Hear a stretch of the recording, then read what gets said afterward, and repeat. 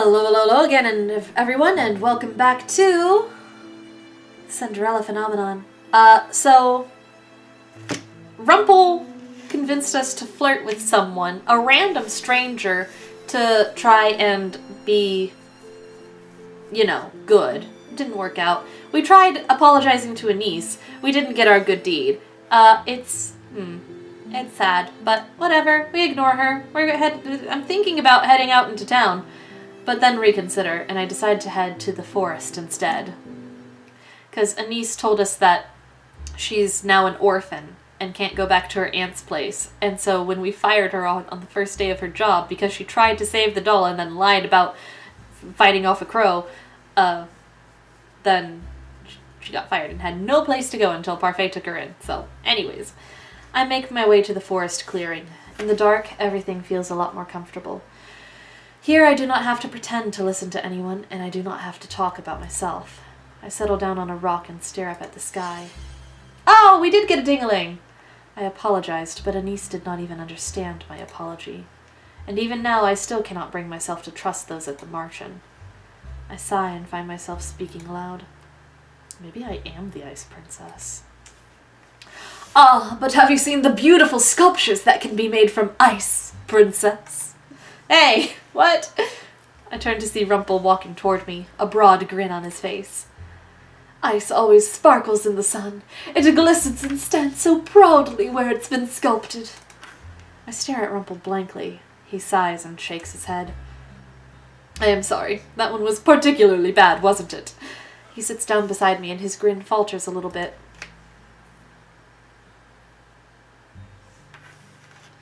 I have no white lilies for you this time, my sweet princess, but I will offer anything else you would need for me to apologize for my advice earlier today. I can offer anything. My words, my body. I cut Rumple off, as I am not in the mood for his usual behavior. You are always like this. All you ever do is flirt. Any meaningful thing you try to say is lost in the flattery you constantly give to people. It is shallow. You're right. What? I stare at him. Rumple is still smiling, but it is not the same confident grin he wore earlier. Somewhere deep in my memories, I remember someone telling me off just like this. My wife, dearly departed, whose name I cannot remember. Many people enjoy flattery, Princess, and a lot of people are receptive to flirting. But nothing can measure up to a genuine compliment. But I stand by what I said before, in that making a person happy is a good deed. Look, I'll show you. Rumple shifts so that he is looking right at me, and I notice that his smile is gone. Lucette, of all the women I've met, you are the most straightforward and honest. Many do not have the courage or the confidence to exhibit those qualities. And that's why I admire you, and why I will always take your words to heart. Because I know you will always speak the truth. I look into Rumple's eyes, which still have a gentle shimmer despite the darkness. For a few moments, his words float around in my head. No one has ever called my bluntness honesty before, and no one has ever complimented me for it. Rumple told me before that I deserve to be spoiled. Maybe it's because he sees the things I do in a more positive light? My, you're struck speechless by that, aren't you? You look cute with your cheeks so rosy, my sweet princess. I glare at him, and Rumple just laughs in response. I put a hand to my cheek, suddenly self-conscious. Rumple smiles at me, but it is not the usual playful smile. Right, now he almost looks serious. Did he mean what he just said? Ask him if he meant it. Did you really mean that compliment? Of course I did. I told you right. Making a person happy is a good deed. I wanted to show you that. Rumple's compliments do make people happy, even if I do find his words to be very shallow, but that felt different. Flattery is wonderful, but it usually only concerns complimenting a woman's physical appearance. Though I do that really well, don't I? Earlier, I bet you made Annice happy, too. You were spying on our conversation? I would never! I just happened to be making my way down the stairs, very slowly. You don't even know what I was apologizing for. No, but you thought you had to after you listened to her, didn't you? I listen to far more than you do. Princess, you've shattered my heart so many times, there are permanent cracks. But do not worry, the cracks in my heart allow even more of you to make your way into it. Rumple awkwardly laughs when I remain silent. Anyway, there are different kinds of listening, Princess. Listening to sympathize is one kind. Trying to put yourself in someone's shoes, trying to understand them. That is one of those ways. Then there is the kind of listening that is shallow.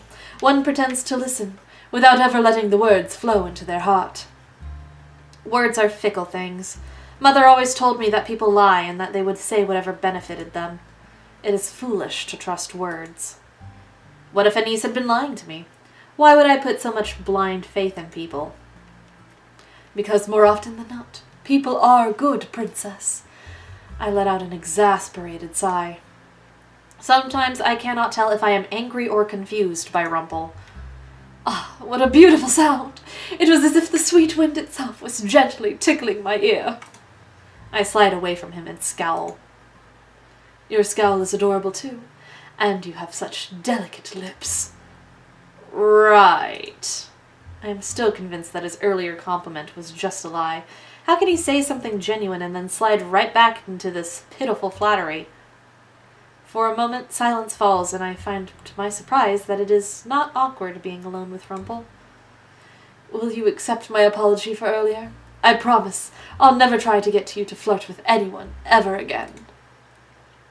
Besides, if you flirted with another man and grew fond of him, I would be devastated. That would never happen.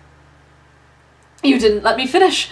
I was going to say that I would be devastated because that would mean your heart belongs to someone else, and my heart belongs to no one. I will steal it like a thief in the night. That will also never happen. If not that, then I'll settle with making you smile at least once, because I'm sure you would shine as brightly as the sun if you smiled. You are unreasonably persistent. Love is a persistent endeavor, Princess. A man in love stops at nothing to win over the woman that he so adores. Then you must be in love with many women. I stand up. I would appreciate you just complimenting me when you meant it. But, Princess, I mean every one of my compliments. I have no energy to chastise him right now, but at least I no longer have that anger inside him from earlier. It's been a long day, and I am going to bed. Would you like company? I didn't mean... No, you meant... Good night, Rumple. Good night, Princess Lucette. I make my way back to the tavern, feeling surprisingly light. Still, even if Rumple's words might make me happier than I care to admit, he's not doing a very good job of helping me with my curse. I might have to do this on my own after all. Chapter 5. The Doctor. Chapter 5. The Doctor. We're halfway to Chapter 10. We're halfway to Chapter 10. What a brilliant day! The sun is shining, the town is full of laughter, and I have my sweet princess here to accompany me. I cannot help but groan at Rumple's optimism. Because we were both sent out to run errands. Because everyone thinks we make a wonderful couple. Yes. No, because we're partners. Partners, a couple, it may as well be the same thing. Half the time Rumple says some deep things, but then he says things like that. It's like he has two personalities. No, it is not the same thing at all. I take out the list and scour it for things we need to buy. More than half of it is already crossed out. I glance at the bags Rumple is carrying. He refuses to let me carry any of them, insisting it would be impolite to force the load on me. That leaves me with the list duty. This is a lot more laid back than what I have to do at the Marchen. Okay. Now we have the general medicine restock for Annice. My area of expertise. Never fear, sweet princess. I will find everything we need. We already have a list.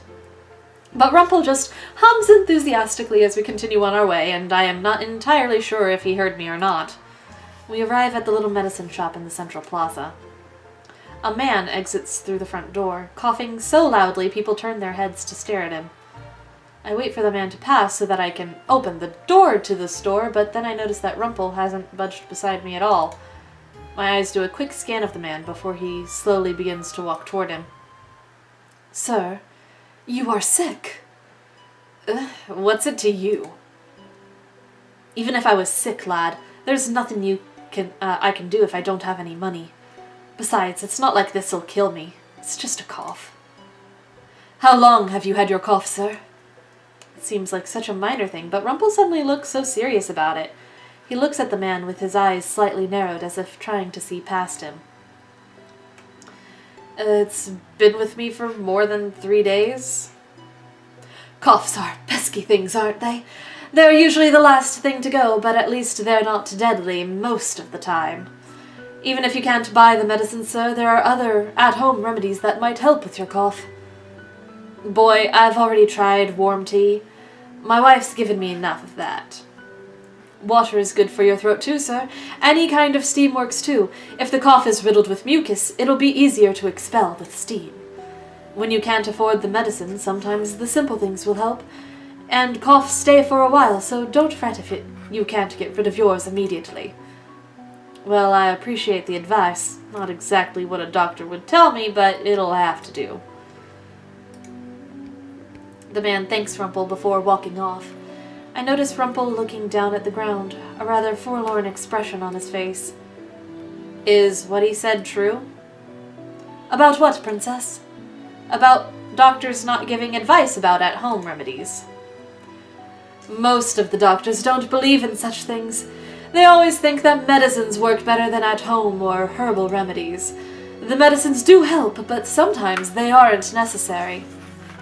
Yet you just gave him that advice. Not everyone can afford medicine. Being a doctor means helping people, not taking advantage of their sickness to steal their money. Money was never a problem at the palace. Whenever I was sick, the palace made sure I had the best and most effective medicines. Do you remember what you were like as a doctor? I wanted to help everyone that showed up at my doorstep. Sometimes I couldn't, and it frustrated me. I prescribed medicines when necessary, gave advice other times, and when things were dire, I performed small operations. He does seem a lot more serious when he's talking about health. Rumple was silent for a few moments before his eyes light up once again.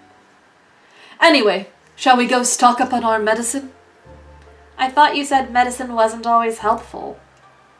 Because it's not, but I know that Annice uses mostly herbs and that she tries to handle things without too much medication. She's quite capable.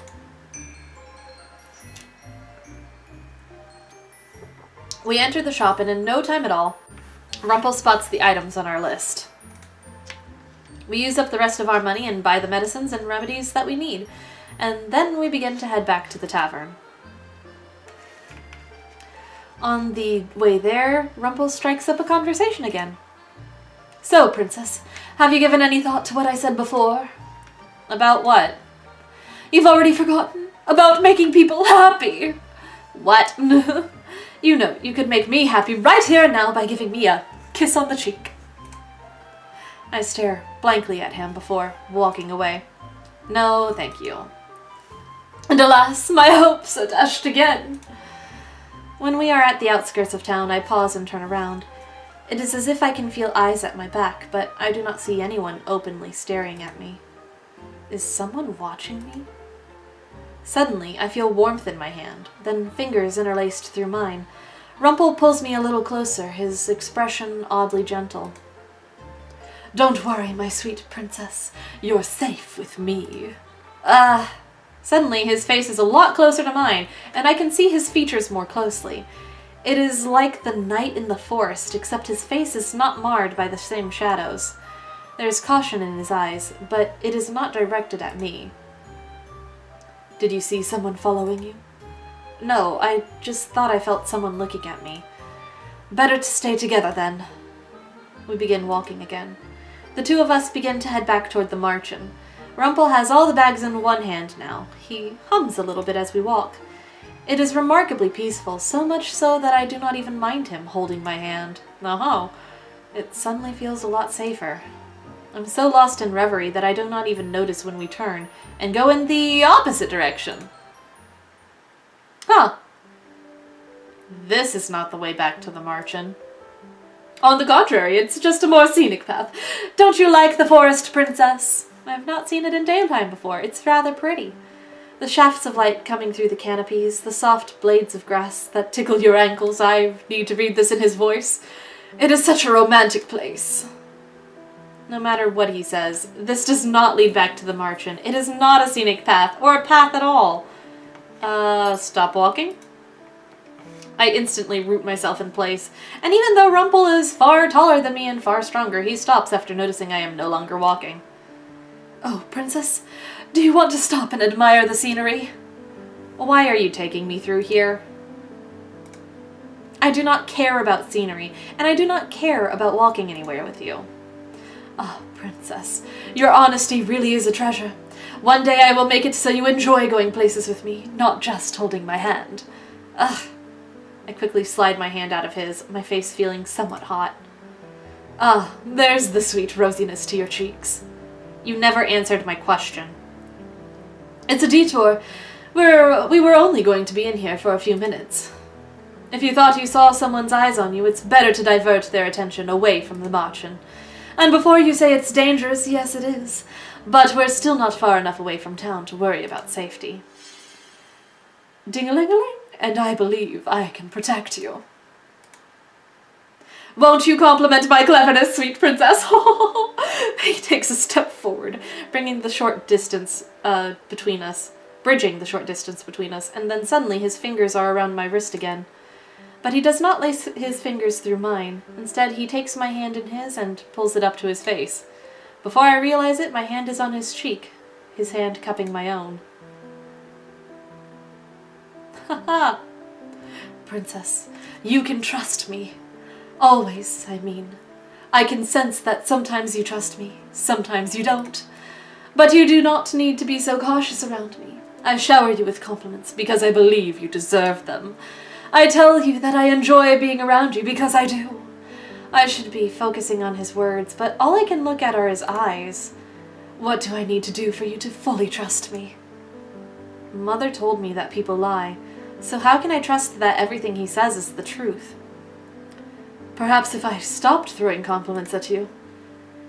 You would not be you without all of the compliments. What am I saying? I always complain about his compliments, but the thought of a Rumple without compliments is strange. So, do you enjoy my compliments, sweet princess? No, What? Words have deserted you? I understand. Being so close to me, that would have that effect on any woman. Ugh. Something bright and angry flares up inside of me. Something that I don't understand. I pull my hand away from him, a scowl on my face. Was it my big mouth again, princess? Come on, let's go back to the Marchen. I start walking ahead and Rumple rushes to catch up with me. I clench my fingers and let out a sigh. Rumple was being nice to me again, but I always reject his kindness, because it cannot be real. Da-da-da-da! Dramatic interlude. Anyways, thank you guys for watching, and I will be seeing you in the next episode, so bye-bye!